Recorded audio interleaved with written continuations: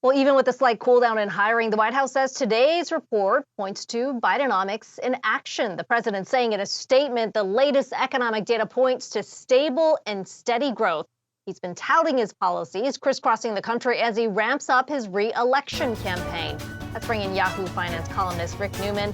Rick, I guess we could say he's already in campaign mode here, but is the data today a win for the administration?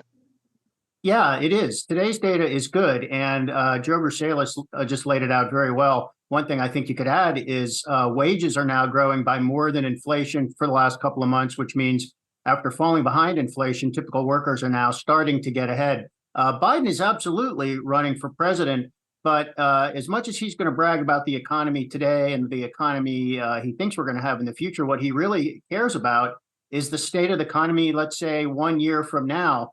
And you just can't help but wonder, is this slowing pace of job growth that we saw in June, which is stable and, normalizing, but is that the beginning of a slowdown that could end up being a recession? And if it is, the timing would be terrible for Joe Biden. So, I mean, we've talked about this so many times, Akiko. Economists have been thinking we're going to have a recession. There's always a recession 6 months out. They're looking at the leading indicators and other data and what the Fed is doing with interest rates and inflation, and saying there's no way we're going to get through this without even a mild downturn.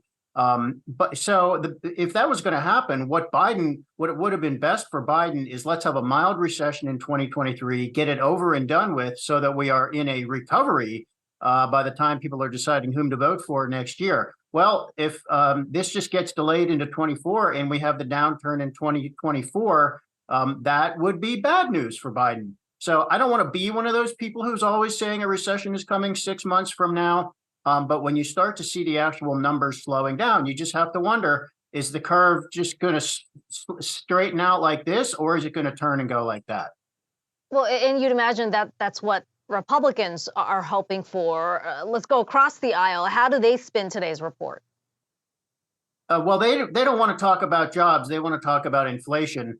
And they have been talking about inflation. So we know that Joe Biden now embraces this phrase Bidenomics, which we've been using at Yahoo Finance ever since he became president.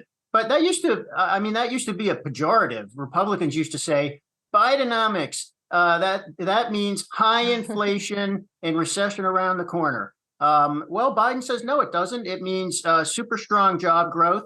And I'm pumping literally trillions of dollars into the economy to transition over to green energy and so on. So I think Republicans are going to run out of runway by criticizing Biden for inflation. I mean, you just, again, heard Joe Brusalis say the next inflation report is probably going to be below 4% on a year-over-year basis. And if we get inflation below 3% by the end of 2023, as he suggested, well, what inflation do Republicans have to run against? I mean, inflation could very well be completely back to normal by this time next year.